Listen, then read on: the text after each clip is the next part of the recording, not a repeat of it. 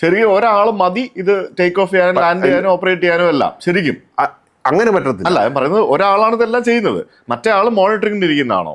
അല്ല, radio സംസാരിക്കണ്ടേ ATC ആയിട്ട്, check list ചെയ്യണ്ടേ, ചേർന്ന് ഉള്ള പരിപാടിയല്ലേ? രണ്ടുപേരും കൂടെ ചേർന്ന് aircraft is design for 2 people. Okay, it's never A single seater aircraft ഉള്ളത്. സിംഗിൾ സീറ്റർ നമുക്ക് സെസ്ന 170 ഉറപ്പിക്കാം, അത്രേ ഉള്ളൂ. പിന്നെ വേറെ കുറച്ച് പ്ലെയിൻസ് ഉണ്ട് സിംഗിൾ സീറ്ററിനുള്ള ഓത്തറൈസേഷൻ ഉള്ള എയർക്രാഫ്റ്റ്സ് ഉണ്ട്. പക്ഷേ ഈ ഇതുപോലുള്ള ഒരു passenger jet design minimum there must be 2 guys and both have a role.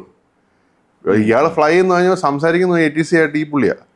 ഇപ്പൊ ലെറ്റ്സ് ഇയാൾ ഫ്ലൈ ആണ്, ക്യാപ്റ്റൻ ഫ്ലൈ ആണ്. ഇപ്പൊ പൈലറ്റ് മോണിറ്ററിംഗ് ATC എടുത്ത് okay climb 6000 feet, climb fly level 200.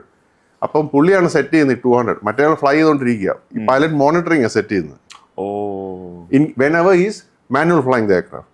But auto pilot engage ചെയ്ത് കഴിഞ്ഞാൽ നമ്മുടെ പൈലറ്റ് മോണിറ്ററിംഗ് പറയുകയാണ് അപ്പോൾ ATC കിട്ടി ക്ലൈംബ് ഫ്ലൈ ലെവൽ 200. ഇപ്പോൾ റിപ്ലൈയും ഫ്ലൈ ലെവൽ 200.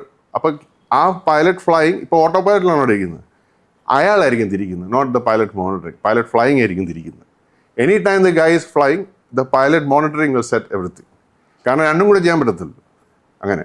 ഓക്കെ, സോ ഓരോ ഒരു പ്രിസ്ക്രൈബ്ഡ് ജോബ്സ് റോൾസ് ഉണ്ട്. ഓക്കെ.